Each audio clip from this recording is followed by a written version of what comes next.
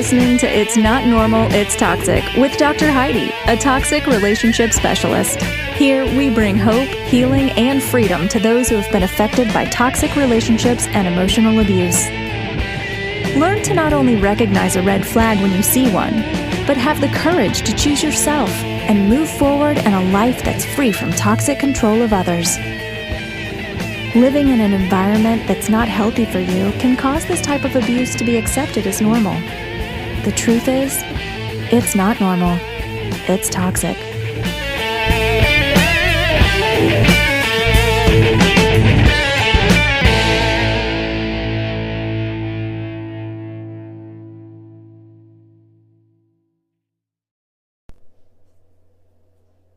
Hey there, everybody. This is Dr. Heidi, and you're listening to It's Not Normal, It's Toxic. Rid your life of toxic people. I'm super excited about today's episode. Not that I'm not excited about every episode, but I'm super excited about today's episode because I'm watching the people in the Strength Within online support group, and this seems to be something that is affecting a lot of the people that are in that group. If you are uncertain about the group that I'm talking about, I have a private Facebook group online. It's on Facebook. It's called Strength Within. The entire community is people just like you who are struggling with the same types of relationships in their lives. As we all know, toxic relationships are not just in intimate relationships. They can be family members, they can be friendships, they can be coworker type situations. They can be in your social circles as well as spousal or intimate partner type relationships. So within that support group, every type of relationship is represented. But as you listen to me speak and as those who've gone through my private programs, I assure you that once you understand what a toxic person is after and what motivates them to do the things that they do, you will then be able to handle any toxic person that comes into your life, regardless of what type of relationship it is. So if you are not in that group, or if you're looking for a positively focused support group, it's called Strength Within. Go ahead and search it. The cover photo is a white flower growing out of a gray rock. And there's a few questions to answer upon entrance, and you'll be approved to get in that group. That group is very positive. I try very hard to keep the remnants of the toxic people out of that group. So if you join the group, please take 5 seconds to read the rules because we want to keep it encouraging. There's plenty of support groups out there that seem to keep people in a dark cloud, and the goal of this support group is not that. I want this to be a community of people that encourage you to keep going, that provide answers, and that can relate to the situation you're in. So Strength Within is the support group, and right now we are nearing 2,000 people in there. Everyone in there has been great in their supportive comments and in their encouragement of each other. So it's a great place to be if you have not either heard of it or if you have not made the move to join it. Again, it may not be for everybody. You don't have to be active in it. You can read if you don't feel like posting. It's totally up to you at what capacity you use it at. But as I am going through some of the posts in there, I am finding that many people right now, and I remember doing it myself, continually seeking validation for the situation that they're in. And validation, because I like definitions, validation is the action of checking or proving the accuracy of something. So why, when we're in relationships that should be positive and should be growing and should be healthy and should be making you a better person, are we seeking for validation in why the relationship isn't working? Now, in the beginning of relationships, and this is probably most relationships, everything seems pretty good. Whether it's a good relationship that's going to stay a good relationship, or whether it's a good relationship that may turn into something not so good for one or the other parties in the future, they usually start out pretty exciting. But if you look back on the beginning of the toxic relationship that you may be listening to this podcast for, you're going to remember certain things from the beginning that you felt wasn't quite right, but you couldn't put your finger on it. And as the relationship grew, you might have started seeing more and more of these things that felt like they were maybe not normal or not appropriate, or something done that maybe somebody who says they loves you or really likes you or is trying to be your friend would not do. So we need validation in finding out why these things happen. As soon as it becomes more apparent in a relationship that maybe there's something wrong or something's off, but you can't figure it out, what do? We start asking our friends. We might call our mom. We may seek counseling. We might even try confronting them and talking to them about it. But all of those things are an attempt to validate how we're feeling when we see these certain things in the beginning that feel off. As time goes on, or as the off behaviors seem to either increase in frequency or increase in intensity, we begin reading. We begin searching. We're Googling. We're buying books. We're looking for things that validate these feelings that seem off in a relationship that should be loving and caring. And again, all of those are an attempt to validate that what we are experiencing is happening. When we're searching for some kind of peace, we need validation to know why we're not getting it. We usually land on a diagnosis, or we start researching personality traits, or the effects that past traumas may have on people. And again, all of that stuff is to validate that this behavior that you're seeing in this relationship is not normal. Now, the research stage is a good stage. It answers many questions. People start seeing things for what they really are, but this research stage also leaves a lot of questions unanswered.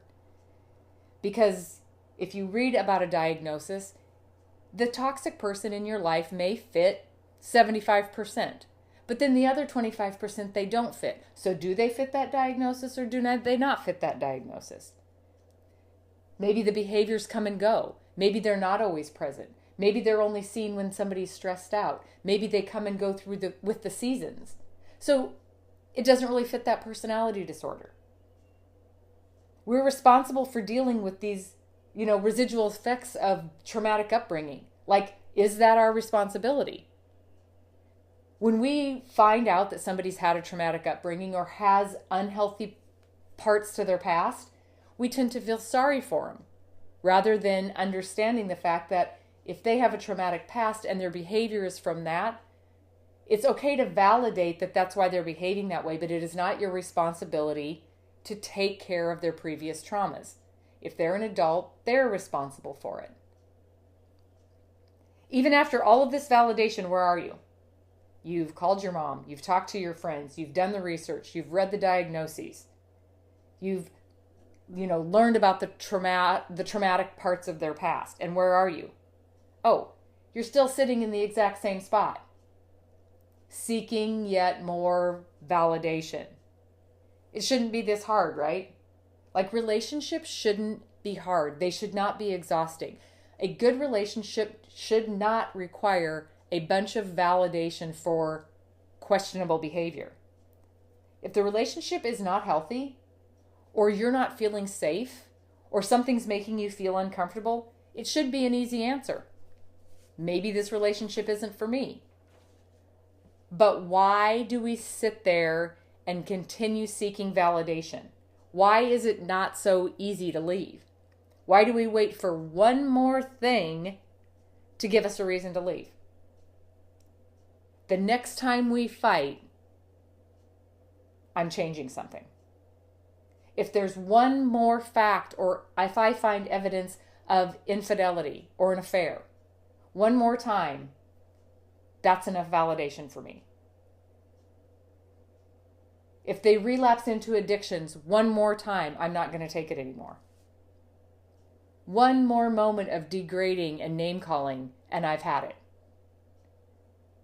The next time I feel in danger for my physical or emotional safety, that's when I'm going to make a change. That's when I'm going to leave. That's when I'm going to cut the toxic person off. That's when I'm going to take the time to take care of myself. Why is it that we're always waiting for one more thing? Well, There's a lot of reasons for that. And when I read through the posts in the support group, people are fighting with, why can't I validate this? I'm just waiting for one more thing to happen, one more affair, one more fight. Why can't I just do it now? Well, there's a lot of reasons to why you keep searching for validation. We've always been the one in the relationship to take the blame. It has always been made out to be our fault or somebody else's fault why they have behaved or are behaving that way. And because we have taken the blame for so long, now we need one more thing, because we've already accepted the blame for all the things that happened in the past. So now we need one more thing to validate that it's not our fault. Toxic people don't take responsibility for their actions unless they're going to get them attention, unless they're a good achievement. They take responsibility for all the good stuff, but they won't take responsibility, they won't apologize, and they won't own up to their behaviors. So even if you're waiting for one more thing, that's going to be your fault too. But it seems like because the last 27 things were my fault, I have to wait for one more thing. We also seek validation because we've been trained to question ourselves. Maybe in the past I didn't try hard enough. Maybe I wasn't a good partner. Maybe I wasn't a good friend. Maybe I wasn't doing enough. Maybe I didn't love them the way I was supposed to. Maybe I can do better. Maybe if I would change, then they would change, because they've listed a whole bunch of things that they want me to change. So maybe if I do that, then they'll change. Was it me? Is it me? Am I the problem? We've been trained to question ourselves on every corner of this relationship. So we want to wait for one more thing that will prove that we were right and the problem wasn't us. We seek validation because we have already let so much slide that unless we wait for one more thing, we're going to look like a hypocrite. We've accepted things all along. We've allowed things to happen all along. And so right now we can't just pop out of the blue and say, that's it, I'm done. Because we've accepted it and we've let it slide and we've shoved it under the rug, we're going to sound like a hypocrite if all of a sudden we decide to set a boundary. I can't accept it 5 times and then set a boundary. I'm going to have to wait for one more thing to happen and then I'll attempt to set a boundary. That's when I'm going to finally stand up for myself. We seek validation because they reassure us that we don't need validation. They reassure us that the relationship is fine with them. If we have a problem with the relationship, it's our problem. It's normal to fight. It's normal to yell. Healthy relationships have disagreements. It's normal to forget. You shouldn't bring up the past. It's normal to live in chaos. Nobody's life is calm. And if you're feeling insecure in it, then that's your problem. And they reassure us that they're okay in the relationship, so we have to seek validation to why we're not okay with it. We hear things like, well, if you don't like it, then you better fix something. I don't have a problem with it, so if things aren't the way you want them, then you better fix them. Well, right there, we have taken on pretty much the whole responsibility of us being unhappy in a relationship or feeling unsafe in a relationship. It's because we're insecure. It's definitely not because they've done things that make us feel insecure. We're just insecure, or we're overreacting, or we're too sensitive. So because they reassure us that this relationship is normal, we yet have to find validation that it's not normal. Because heaven forbid we listen to our gut. When our gut says, something's not safe, we go, can we please have some validation for that? We seek validation because they deny the facts. And when they deny the facts, we turn into detectives. We start digging through things. We start seeking things. We start trying to prove that we have facts to validate how we're feeling, to validate that they've been lying, to validate that of their, misbehavior and their mistreatments. We record conversations to remind them that they said stuff, which they'll deny anyway. The toxic person's biggest ammunition is to deny. Because if they deny they said it, or if they deny they did it, What are you going to do about it? So we end up turning into detectives, digging for facts and digging for validation because we know we have the facts. But when they deny it, what does it do? It makes us feel crazy. We have the facts in front of us. They deny it. So we continually keep digging and keep digging and keep digging for more and more validation because for some reason we don't want to listen to the facts. We'd rather give them the benefit of the doubt, let them deny it, and we continue to seek validation or wait for one more thing. In the end, as soon as we find one more thing, our great detective work is going to come up with some major breakthrough that proves that we're right and they're wrong. Guess what's going to happen? They're going to deny that too.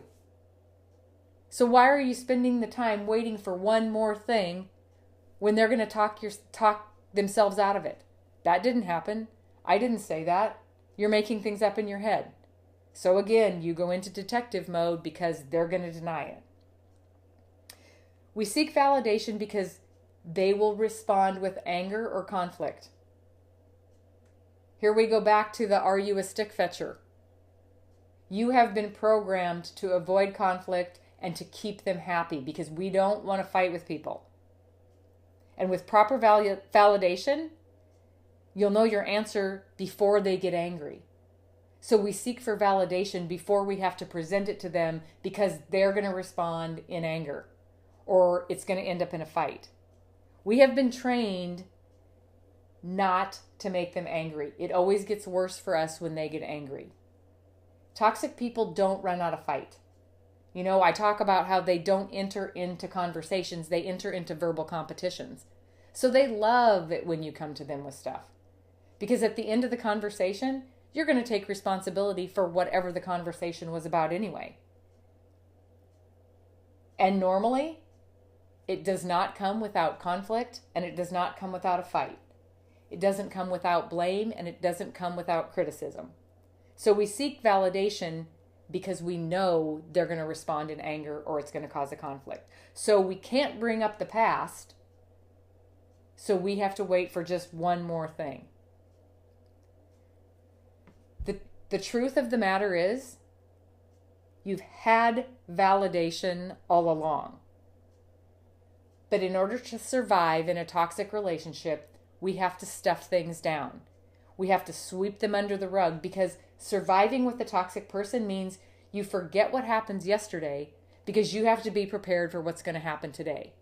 So with all this stuff under the rug, if you'd move the rug, and we've talked about the rug in previous podcasts, if you'd move the rug, there's more validation under that rug than anything you would ever need. But because we've put it away, we've become used to the mistreatment. Things aren't as big as they used to be. When toxic behaviors become normal, they impact us less. If it happens every day, it's not that big a deal. So it's harder and harder for us to find validation. You know, I've talked to people who have lived with a cheater their whole entire relationship. And their answer is, well, next time I catch them. Okay, have you looked how many people are under the rug already? Is 14 other ones not validation enough? Why are we waiting for another one?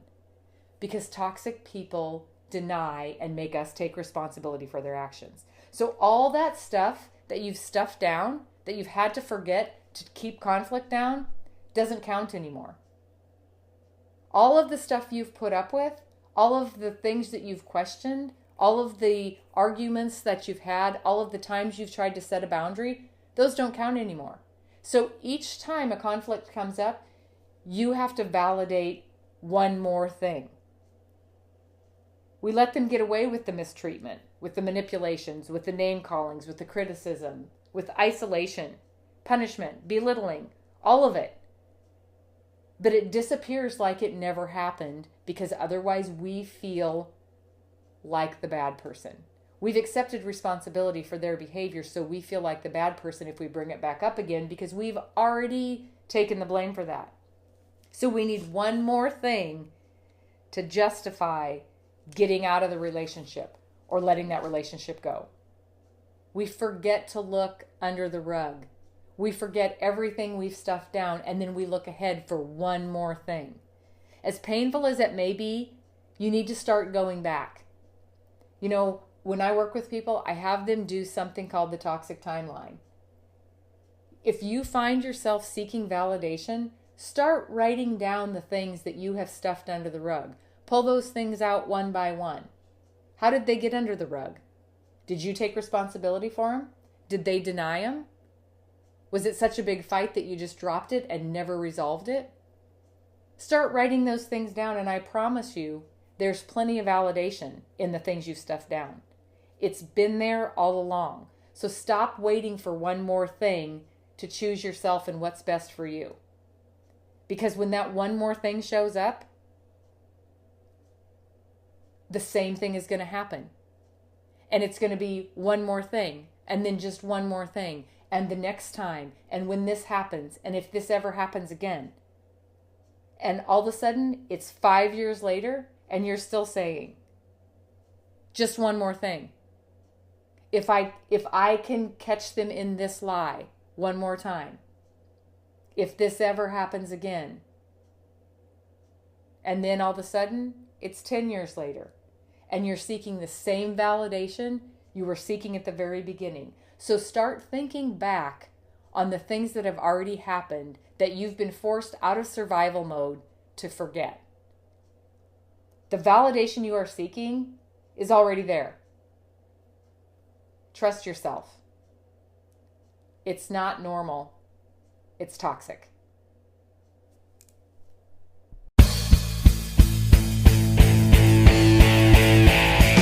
Thank you for listening to It's Not Normal, It's Toxic.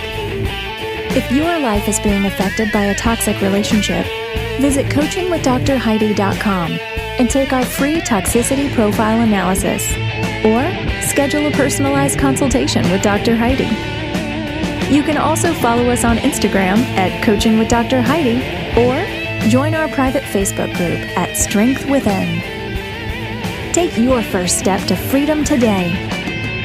And remember, it's not normal, it's toxic.